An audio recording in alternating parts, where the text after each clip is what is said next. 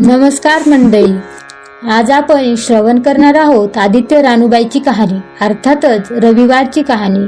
चला तर मग श्रवण करूयात रविवारची कहाणी. ऐका आदित्य रानूबाई तुमची कहाणी. आटपाट नगर होतं. त्या नगरात एक ब्राह्मण होता. तो नित्य समिधा, फूल, दुर्वा आणायला रानात जात असे. तिथं नागकन्या देवकन्या वसा वसत होत्या. ब्राह्मणानं विचारलं, काय ग बायांनो, कसला वसा वसता? तो मला सांगा. तुला रे वसा कशाला हवा? उठशील मातशील, घेतला वसा टाकून देशील. ब्राह्मण म्हणाला, उतत नाही मातत नाही, घेतला वसा टाकीत नाही. तेव्हा त्या म्हणाल्या, श्रावण मास येईल तेव्हा पहिल्या आदितवारी मौन्याने मुखाट्याने उठावं, सचीर वस्त्रासहित स्नान करावं, अग्रोदक पाणी आणावं, विड्यांच्या पानावर रक्तचंदनाची आदित्य रानूबाई काढावी, 6 रेगांचं मंडळ करावं, 6 सुतांचा तातू करावा, त्याला 6 गाठी द्याव्या, पानफूल व्हावं, पूजा करावी, पानाचा विडा, फुलांचा झेला, दशगंधांचा धूप, गुळ खोबऱ्याचा नैवेद्य दाखवावा, 6 मास चाळावी, 6 मास पाळावी, मागे रक्त सप्तमी संपूर्ण करावं. संपूर्णाला काय करावं? गुळाच्या पोळ्या, बोटव्यांची खीर, लोणकड तूप मिळवून जेवू सांगावं. असेल तर चिरचोळी द्यावी, नसेल तर जोड गळसरी द्यावी, ती नसेल तर 2 पैसे दक्षिणा द्यावी आणि आपल्या वंशाचं उद्यापन करावं. असा वसा ब्राह्मणानं केला. त्याला सूर्यनारायण प्रसन्न झाला, भाग्यलक्ष्मी आली. तेव्हा राजाच्या राणीने ब्राह्मणाला बोलवणं धाडलं. ब्राह्मण जाते वेळेस भिवू लागला, कापू लागला.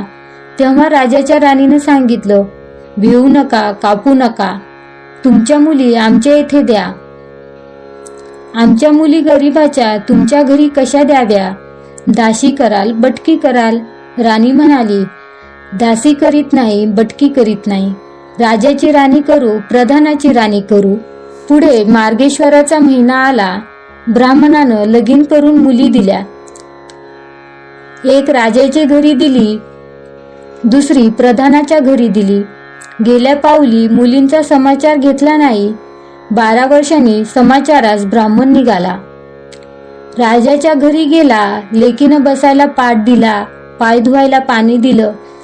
बाबा बाबा, गुळ खा, पाणी प्या. गुळ खात नाही, पाणी पित नाही. माझी कहाणी करायची आहे, ती तू ऐक. तुझी कहाणी ऐकायला मला वेळ नाही. राजा पारधीला जाणार आहे, त्याला जेवायला उशीर होईल. तोच त्याच्या मनात राग आला. तेथून निघाला, प्रधानाच्या घरी गेला.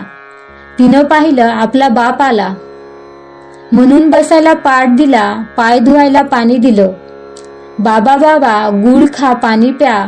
गुळ खात नाही, पाणी पित नाही. माझी कहाणी करायची आहे, ती तू अगोदर ऐक. तुझी कहाणी नको ऐकू तर कुणाची ऐकू? घरात गेली, उतरंडीची 6 मोते आणली. 3 आपण घेतली, 3 बापाच्या हातात दिली. त्याने मनोभावे कहाणी सांगितली. लेकीनं चित्ते भावे ती ऐकली. नंतर जेवून खाऊन बाप आपल्या घरी आला. बायकोनं विचारलं, मुलींचा समाचार कसा आहे? जिनं कहाणी ऐकली नाही ती दारिद्र्याने पिडली, दुःखानं व्यापली. राजा मुलखावर निघून गेला. जिनं कहाणी ऐकली होती ती भाग्यानं नांदत आहे. इकडे दारिद्री जी झाली होती तिनं आपल्या लेकाला सांगितले, मावशी घनघोर नांदत आहे, तिकडे जाऊन काही दिलं तर घेऊन ये. पहिल्या आदितवारी मुलगा उठला. तळ्याच्या पाळी जाऊन उभा राहिला. अगं अगं दासींनो, तुम्ही दासी कोणाच्या? आम्ही दासी प्रधानाच्या. प्रधानाच्या राणीला जाऊन सांगा, तुमच्या बहिणींचा मुलगा आला आहे. कसा आला आहे? तळ्याच्या पाळीला उभा राहिला आहे. परसदारानं घेऊन या. परसदारानं घेऊन आल्या. न्याहू माखू घातलं, पितांबर नेसाय दिलं. जेवू खाऊ घातलं, कोहळा पोखरला. होनमोहरा भरल्या, वाटेस आपला जाऊ लागला. तो सूर्यनारायण माळ्याच्या रूपानं आला. हातीचा कोहळा काढून नेला. घरी गेला. आईनं विचारलं, काय रे बाबा, मावशीनं काय दिलं? दैव दिलं, कर्मानं नेलं. कर्माचं फळ पुढं उभं राहिलं. मावशीनं दिलं होतं, पण सर्व गेलं. पुढं दुसऱ्या आदितवारी दुसरा मुलगा गेला. तळ्याच्या पाळी जाऊन उभा राहिला. अगं दासींनो, तुम्ही दासी कोणाच्या? आम्ही दासी प्रधानाच्या. प्रधानाच्या राणीला निरोप सांगा. त्यांनी सांगितलं. मग प्रधानाच्या राणीनं त्याला घरी नेऊन न्याऊ माखू घातलं, पितांबर नेसाय दिलं, जेऊ खाऊ घातलं, काठी पोखरून होन मोहरांनी भरून दिली. बाबा, ठेवू नको, विसरू नको, जतन करून घरी घेऊन जा म्हणून सांगितलं. वाटेत सूर्यनारायण गुराखाच्या रूपानं आला. हाताची काठी काढून घेतली. घरी गेला. झालेली गोष्ट राणीला सांगितली. दैव दिलं, कर्मानं नेलं. पुढं तिसऱ्या आदितवारी तिसरा मुलगा गेला. तळ्याच्या पाळी उभा राहिला. त्यालाही पहिल्यासारखंच प्रधानाच्या घरी नेऊन न्याऊ माखू घातलं, पितांबर नेसाय दिला, जेऊ खाऊ घातलं, नारळ पोखरून होनमोहरांनी भरून दिला. ठेवू नको, विसरू नको म्हणून सांगितलं. घरी जाताना विहिरीत उतरला. तो गडबडून विहिरीत पडला. घरी गेला. आईनं विचारलं, काय रे बाबा, मावशीनं काय दिलं? आई, अगं मावशीनं दिलं, पण दैवानं ते सर्व बुडालं. चौथ्या आदितवारी चौथा मुलगा गेला. तळ्याच्या पाळी उभा राहिला. त्यालाही प्रधानाच्या राणीनं घरी नेऊन न्याहू माखू घातलं, पितांबर नेसाय दिला, जेऊ खाऊ घातलं. त्याला दह्याची शिदोरी होनमोहरा घालून बरोबर दिली. सूर्यनारायण घारीच्या रूपानं आला. हाताची शिदोरी घेऊन गेला. घरी गेला. आईनं विचारलं, काय रे बाबा, मावशीनं काय दिलं? आई, मावशीनं दिलं, पण दैवानं ते सर्व नेलं. पाचव्या आदितवारी आपण उठली. तळ्याच्या पाळी उभी राहिली. दासींनी तिचा निरोप तिच्या बहिणीला सांगितला. बहिणीनं तिलाही परसदारानं घरी नेलं, न्याऊ घातलं, माखू घातलं, पाटच बसाय दिला. प्रधानाची राणी आदितवारीची कहाणी करू लागली. काय वसा करतेस तो मला सांग. बहीण म्हणाली, अगं चांडाळणी, पापीनी, बापाची कहाणी ऐकली नाहीस म्हणून तुला दारिद्र्य आलं. राजाच्या राणीनं विचारलं. याला बहिणीच्या घरी राहिली. श्रावण मासाला सांगितल्याप्रमाणे सूर्यनारायणाची पूजा केली. इकडे राजाला भाग्य आलं. राजानं बोलवू धाडलं. मावशी मावशी, तुला छत्र आली, चांबर आली, पायीक आले, परवर आले. मला रे पापिनीला छत्र कुठली, चांबर कुठली, पायीक कुठले, परवर कुठले. बाहेर जाऊन दाराशी बघतात तो राजा बोलवू आला आहे. राजा आला तशी घरी जायला निघाली. एकमेकींना बहिणींनी आहेर केला. वाटेने जाऊ लागली. पहिल्या मजले स्वयंपाक केला. राजाला वाढलं, मुलांना वाढलं, आपलं पान वाढून घेतलं.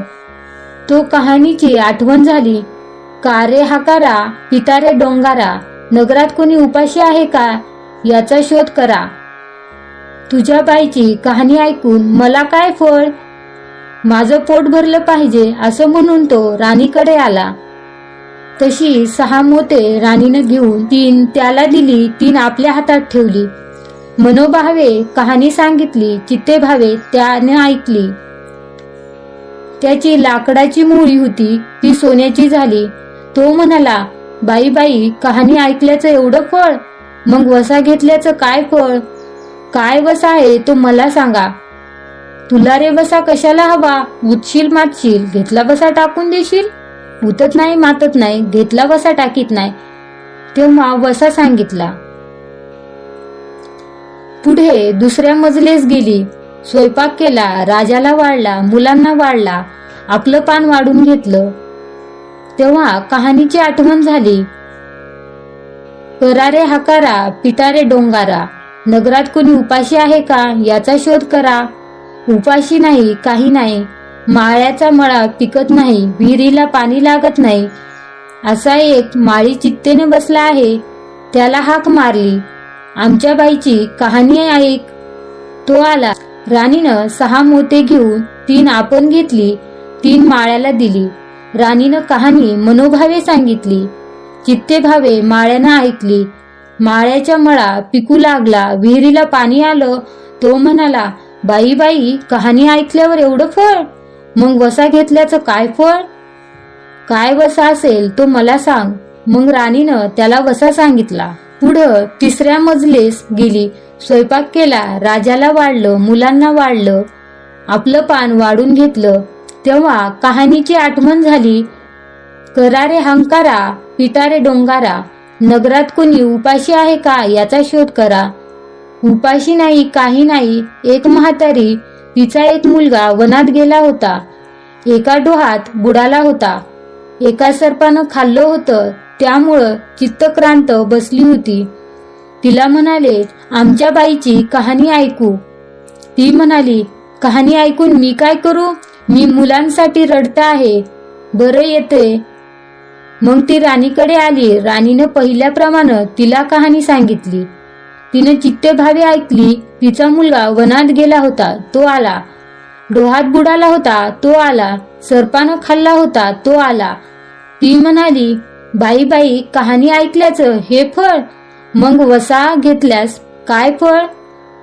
काय वसा तो मला सांग. मग राणीनं तिलाही वसा सांगितला.